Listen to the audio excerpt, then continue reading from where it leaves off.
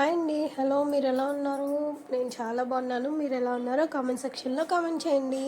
ఈరోజు నేను sweet corn samosa చేస్తున్నాను అండి. బయట ఎక్కడ దొరకట్లేదు.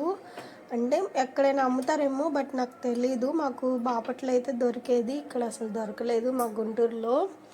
అందుకని నా ఫేవరెట్ అండి స్వీట్ కార్న్ సమోసా నేను చేశాను. నేను స్వీట్ కార్న్ని ఒలిచేసి ఉడకబెట్టేశాను.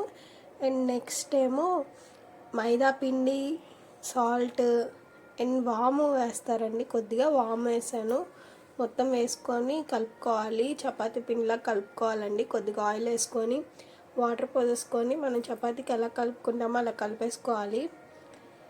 నేనేమంతగా వచ్చు, నాకు వంటలు మరి రాకుండా ఏం కాదు, బాగానే చేస్తానండి. టేస్ట్ అయితే చాలా బాగా వచ్చింది. అండ్ కర్రీ కోసం ఉల్లిపాయ, పచ్చిమిర్చి, టమాటో కట్ చేసుకున్నాను చిన్న చిన్న ముక్కలు. అండ్ ప్యాన్లో ఆయిల్ వేసుకొని ఆనియన్, టమాటా, పచ్చిమిర్చి బాగా వేయించుకున్నానండి. వీడియోలో ఎలా చేశానో అలాగా చేసి ట్రై చేయండి. చాలా బాగా వచ్చింది.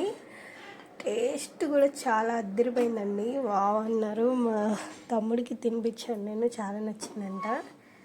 ఇలాగ బాగా అన్నీ మగ్గిపోయేలా చేసుకోవాలండి. నెక్స్ట్ మీకు ఏ రెసిపీ కావాలో కూడా నాకు కామెంట్ సెక్షన్లో కామెంట్ చేయండి. నేను ఆ రెసిపీ కూడా పోస్ట్ చేస్తాను. అండ్ కారం, సాల్ట్,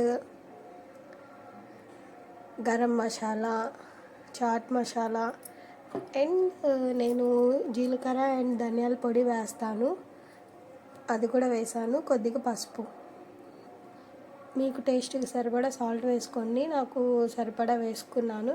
అండ్ మొత్తం కర్రీలాగా చేసేసుకున్నాను. మనం టమాటా కర్రీ ఎలా చేసుకుంటామో ఇంకా అలాగేనండి. దీనికి అంత స్పెషల్గా ఏం లేదు.